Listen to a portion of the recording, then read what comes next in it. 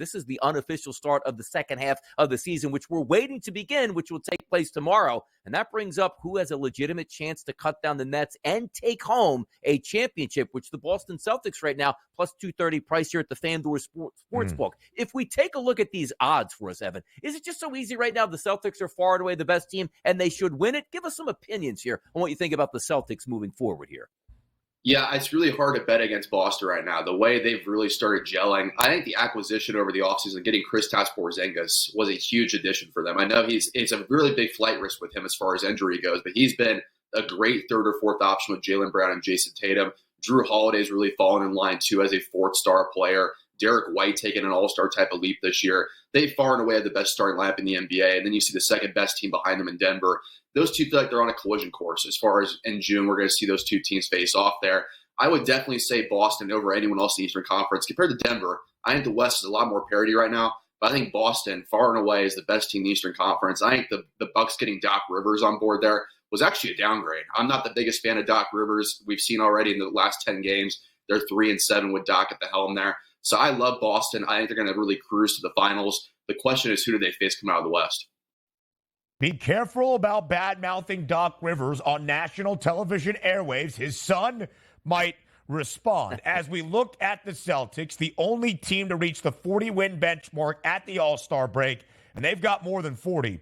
43-12, the best record around the association. Updated win total for the C's at the break, 63.5. Year number 2 under Joe Mazzulla. What is the best thing about what Boston has done throughout this NBA season?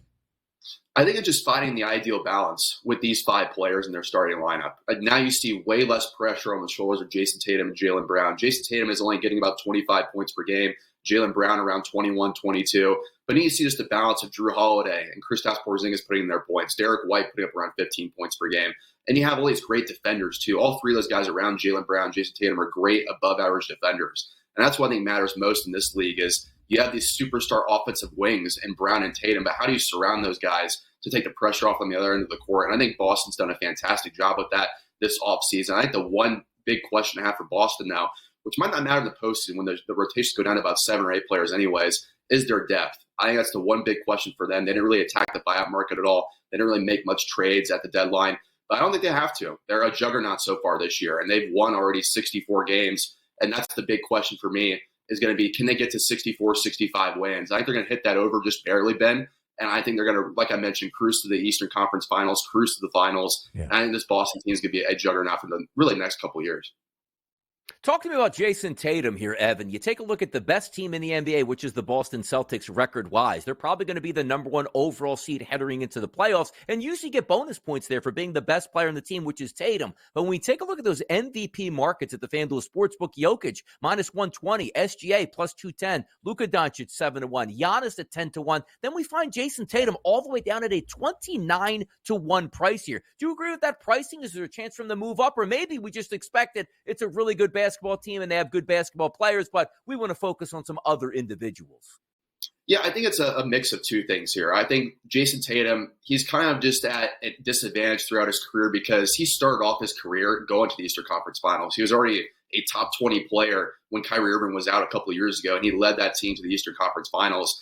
I think just people expect this from Jayson Tatum nowadays. He's a top 10 player. He's going to put up some monster numbers, lead this team into the postseason on a deep run every single time. And until he wins a title, I do wonder if that market's going to change much for Jayson Tatum, which is really unfortunate in my opinion because he's a very, very good player. If I thought he had a real chance, I'd say pounce on those odds while you could. But on the other end of the stick there, Donnie, I would definitely say Nikola Jokic. There's no way to bet against him at this point. Every single year we keep trying to think of a narrative to say, why can't Jokic win it this year? But every single year he keeps putting up the exact same numbers or better. The Nuggets don't fall off at all. They get better every single year. It just feels like the Nikola Jokic MVP award at this point. I have a hard time betting against him to win MVP once again.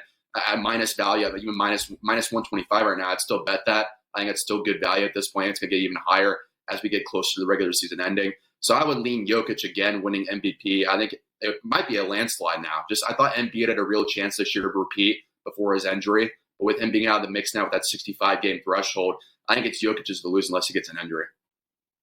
That minus money price on the Joker could be a lot stronger by the time we get to the end of the regular season. I thought that was a really interesting point, Evan. We often ask for other players on that board, what have they done that they can win the MVP award? It's often the negative for Nikola Jokic. Okay, what's going to keep him out of the MVP race because he's already won so many, and we compare the numbers this year to the numbers during his MVP winning seasons. Also, tell me your producer is a Celtics fan without telling me your producer is a Celtics fan. No Tatum talk, the headline on the MVP conversation board. Shout out our guy John Shames in the back. I do agree, though. It is interesting. The best team in the NBA, their best player, not really a legitimate MVP contender. Evan, my favorite storyline throughout this NBA season that I can't wait to see here following the All-Star break is this home stretch is the two teams at the top of the Western Conference, the upstart Minnesota Timberwolves and the Oklahoma City Thunder. Not only where they end in terms of their seeding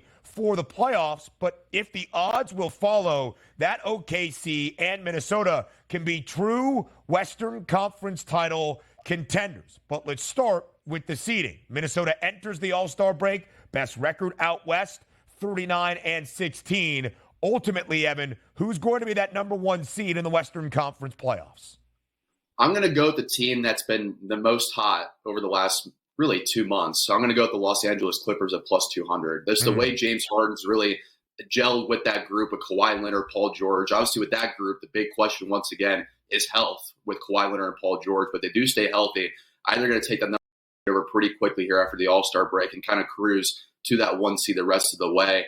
I think the way that team's played so far, that big three of Harden, Kawhi, and Paul George, they have really been a dominant trio where they're a team that I could really go toe-to-toe with the Denver Nuggets and say they have a real chance of beating them in the playoffs. They're the one team to me where I'd say if they're all healthy, Harden, Kawhi, and Paul George, they could go into Denver and steal a game and win that series in 6 or 7 games. So I'd lean Los Angeles there, to be honest there. But look out for Oklahoma City. I think they're a real team to watch out for here. I think Shai Gilgeous-Alexander has proven this year he's a superstar type player. Chet Holmgren, I think, is already a top 40 player in the NBA. Jalen Williams is the same way, too. I think Jalen Williams is one of the more underrated players in the NBA. So I think that's a team to watch out for there is Oklahoma City. And unfortunately for Minnesota, I'm just not the biggest proponent of the double big lineup yet with Karl-Anthony Towns and Rudy Gobert, especially in the postseason. I know they're a dominant regular season team, but what happens when teams space the floor against them? What happens when they play Rudy Gobert off the floor and Karl-Anthony Towns is your center under the rim? That's a disastrous scenario on the defensive end. So I think I'm going to lean Los Angeles there as far as coming out of the West.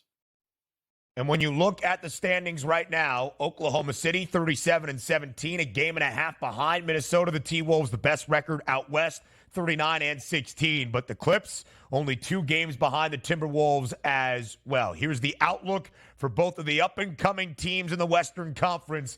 If not this year, maybe next year. Plus 750 for Minnesota to win the Western Conference crown. $1 behind that, Oklahoma City. Evan Sidery, we appreciate the time. The courtside report in the final day of the All-Star break before the home stretch of this NBA season begins. Thanks for your time on this Wednesday. Absolutely. Really appreciate it. Thanks, guys.